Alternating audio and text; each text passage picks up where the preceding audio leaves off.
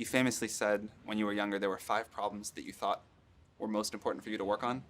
If you were 22 today, what would the 5 problems that you would think about working on be? Well, first of all, I think if somebody is doing something that is useful to the rest of society, I think that's a good thing. Like, it doesn't have to change the world. Like, you know, if you're doing something that has high value to people, and frankly, even if it's something, if it's like just a little game, or the some improvement in photo sharing or something, if it has a small amount of good for a large number of people, that's, I mean, I think that's fine. Like, stuff doesn't need to be changed the world just to be good.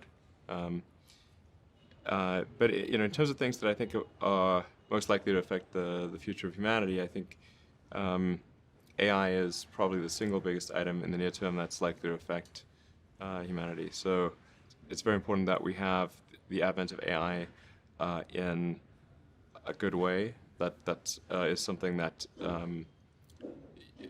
if you could look into the crystal ball and see the future, you would like that outcome, because it is something that could go wrong, as we've talked about many times, and so we really need to make sure it goes right. That's I think AI, working on AI and making sure it's a great future. That's the most important thing I think right now, the most pressing item. Then obviously anything to do with genetics.